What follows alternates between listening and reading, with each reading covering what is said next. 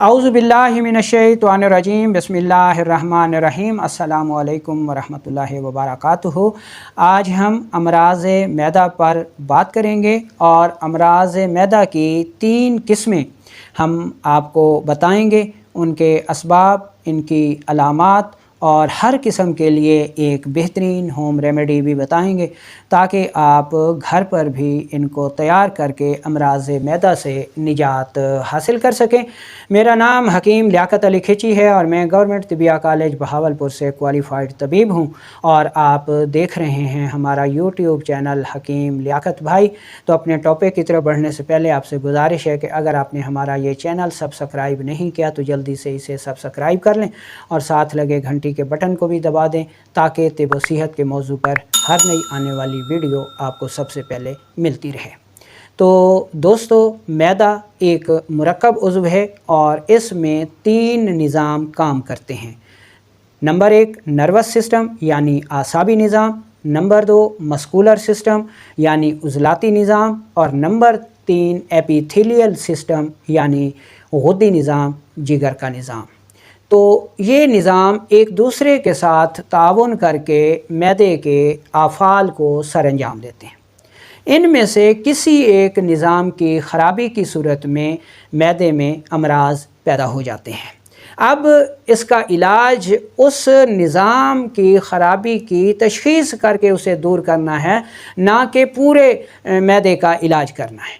यहाँ पर अगर हम तशख़ीस नहीं करेंगे और पूरे मैदे की ही इलाज की कोशिश करेंगे तो हम कभी भी कामयाब नहीं हो सकते। तो अब हम चलते हैं और मैदे के ख़राबी की पहली सूरत जो कि नर्वस सिस्टम की ख़राबी की वजह से होती है उसका जायज़ा ले लेते हैं। निज़ाम में जो नर्वस सिस्टम है इसका काम भूख और प्यास का एहसास पैदा करना है और इसके साथ साथ हमारी जो ग़िज़ा है जो हम खाते हैं उनमें रतूबात बलगमिया को शामिल करके ग़िज़ा को पतला करना है, नरम करना है ताकि ये दांतों से अच्छी तरह तोड़ी जा सके और जब ये मैदे में जाए तो अच्छी तरह हज़म हो सके। ये हमारे नर्वस सिस्टम का काम है। जब नर्वस सिस्टम किसी वजह से ख़राब हो जाएगा तो निज़ाम में अपना जो उसका काम है वो सही तरीके से सरअंजाम नहीं दे सकेगा, जिससे अमराज़ मैदा पैदा हो जाएंगे। तो ये अमराज़ मैदा कौन कौन से हैं?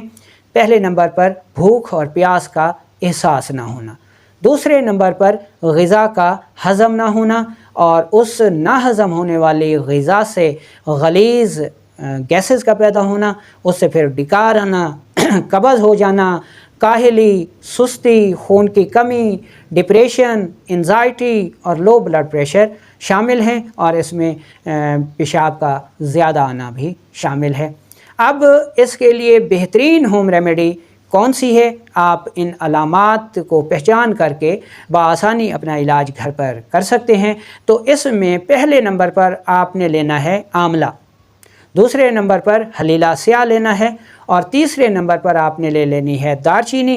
तीनों चीज़ों को बराबर वज़न लेकर इंतहाई बारीक पाउडर कर लीजिए और आधी चम्मच चाय वाली सुबह दोपहर शाम इस्तेमाल करें तो अमराज़ मैदा की इस किस्म से निजात हासिल कर लेंगे। अब हम चलते हैं और निज़ाम हज़म यानी मैदा के अमराज़ की दूसरी किस्म का जायज़ा ले लेते हैं। मैदे के अमराज़ की जो दूसरी वजह है वो है मस्कुलर सिस्टम की ख़राबी। तो सबसे पहले हम देख लेते हैं कि निज़ाम में मस्कुलर सिस्टम करता क्या है।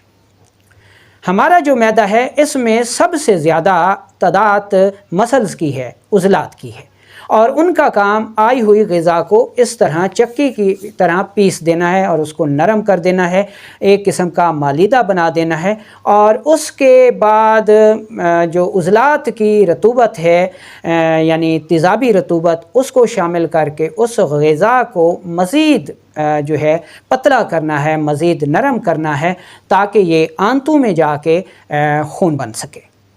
ठीक है ना जी। तो ये हमारे मस्कुलर सिस्टम का काम है। जब मस्कुलर सिस्टम बिगड़ जाता है तो फिर वो अपने ये आफ़ाल सरअंजाम नहीं दे सकता, जिसकी वजह से कौन कौन सी सूरतें पैदा होती हैं कि जैसे ही ग़िज़ा मैदे में आती है وہ وقت سے پہلے ہضم ہو جاتی ہے۔ در حقیقت یہ ہضم نہیں ہوتی بلکہ تیزاب کی زیادتی سے اور حرکات کی زیادتی سے جل جاتی ہے۔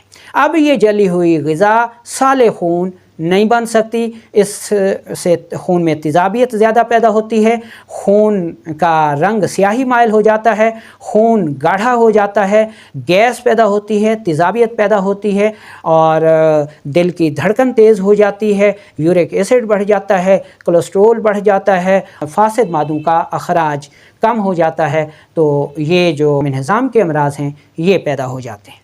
تو ان کے لیے کون سی بہترین ہوم ریمیڈی ہوگی؟ وہ آپ پہلے نمبر پر آپ نے لینا ہے تیز پات، دوسرے نمبر پر لینا ہے پودینہ خشک اور تیسرے نمبر پر لینی ہے سنا مکی۔ تینوں چیزیں برابر وزن لے کر انتہائی باریک پاؤڈر کر لیجئے اور چمچ کا چوتھائی حصہ، ٹھیک ہے، یعنی 2 سے 4 رتی تک یہ آپ نے صبح دوپہر شام استعمال کرنی ہے، ٹھیک ہے۔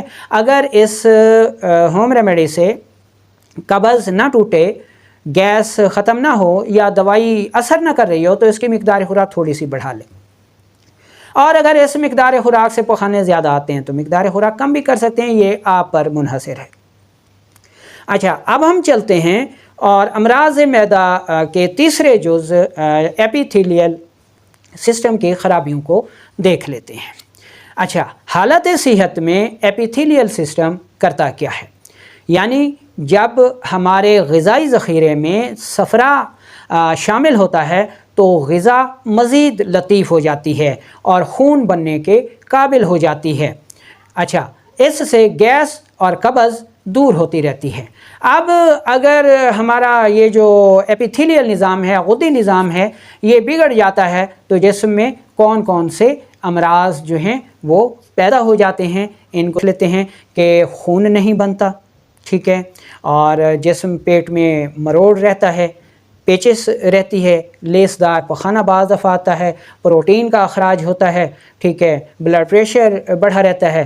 تو یہ عوارضات جو ہیں وہ ہمارے سامنے آتے ہیں۔ اس کے لیے کون سی بہترین ہوم ریمیڈی ہے آپ نوٹ کر لیں۔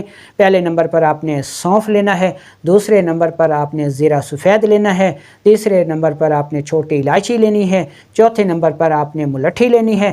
چاروں کو برابر وزن لے کر انتہائی باریک پاؤڈر کر لیجئے اور آدھی چمچ چائے والی صبح دوپہر شام استعمال کیجئے۔ اس کے ساتھ آپ یہ قہوہ بھی استعمال کر سکتے ہیں۔ سونف 2 گرام، پودینہ 2 گرام، زیرہ سفید 2 گرام، 1 کپ پانی میں اتنا ابالیں کہ پانی پونا کپ رہ جائے، پن چھان کے میٹھا کر کے پی لیں، صبح دوپہر شام استعمال کریں تو انشاءاللہ اللہ تعالیٰ کرم فرمائے گا اور امراض معدہ کی اس بیماری سے بھی آپ کی